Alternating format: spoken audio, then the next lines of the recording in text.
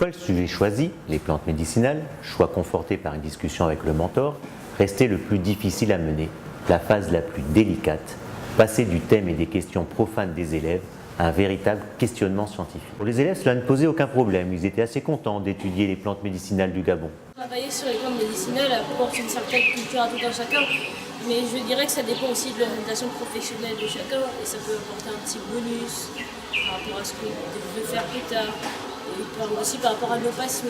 Ils étaient dans une démarche que j'appelle d'exposé. On va faire un exposé sur les plantes médicinales. Il me fallait donc les amener délicatement à entrer véritablement dans le projet et à les accompagner dans la construction d'une attitude de questionnement, d'observation, de vérification. Par expérience, je savais que leur faire un cours théorique sur ce qu'était une problématique n'aurait que peu d'effet. Je décidai donc de ruser et de partir de leur idée. Je profitais d'une séance où un collègue était venu voir le déroulement du projet pour l'utiliser comme candide. J'aurais pu demander au mentor de remplir ce même rôle. Quel est le sujet de votre projet? Les plantes médicinales. Ah oui? Lesquelles? Silence. Moment de flottement. Oui, au fait, lesquelles? On cherche donc la réponse là où on pense être sûr de la trouver. Sur Google, bien sûr. Seulement là, Google n'a pas été très pertinent sur les plantes médicinales du Gabon. Là, ne pas pouvoir trouver sur Internet, ça nous a poussé à faire des recherches plus développées, ce qui nous a emmenés au voyage à Guernsey. Un premier problème surgit donc, le sujet même de l'étude. Et on poursuit, impitoyable. Et comment sait-on qu'elles guérissent? Second moment de flottement. Je savais qu'à ce moment-là, c'était presque gagné. Le questionnement s'était insinué dans le projet, et avec lui, le doute et le besoin de vérifier. À qui pourrait-on demander? Quelle expérience pourrait-on faire? Et comment savoir si c'était vrai? Et bien sûr, le découragement avec le doute pointe le bout de son nez. C'est impossible, monsieur, on n'aura pas le temps, c'est trop dur, trop long. Arrive alors, pour l'enseignant, le moment d'expliquer que l'important, c'est de construire un petit bout de connaissance. Et que ce petit morceau de savoir, c'est fondamentalement énorme. Il fallait alors classer ces questions, les assembler en un tout cohérent, sans dispersion ni projet trop ambitieux.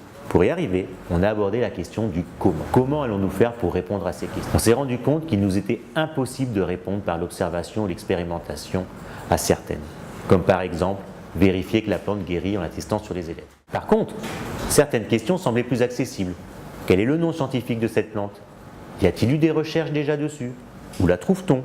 Quelle partie de la plante est utilisée? Sous quelle forme? À ce moment-là, j'étais un peu moins sûr de la direction que prenait le projet. Habitué à des projets type hypothèse, expérimentation, vérification, je voyais le projet sur la biodiversité dériver vers des études presque ethnologiques sur l'utilisation des plantes. Les plantes médicinales étaient moins étudiées pour leurs effets, réels ou non, que pour ce qu'elles nous apprenaient sur ceux qui les utilisaient. Comme à chaque moment d'incertitude, et il y en a beaucoup, je me tournais alors vers mon mentor et la communauté S'Aventurier, notamment en utilisant le Slack dédié au projet S'Aventurier du Vivant. C'est selon moi à ce moment-là que le mentor s'est révélé de la plus grande aide.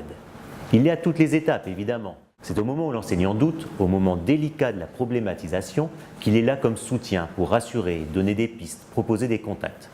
Pour ma part, mon mentor François Houillet a été d'une aide inestimable, même si nos échanges par mail ne furent pas si nombreux. En un ou deux messages, il m'a rassuré, en m'expliquant que des sujets d'ethnobotanique avaient tout à fait leur place dans l'étude de la biodiversité, notamment en indiquant quelques ressources, accessibles même pour mes élèves, qui nous permirent de consolider et notre questionnement et notre idée de production.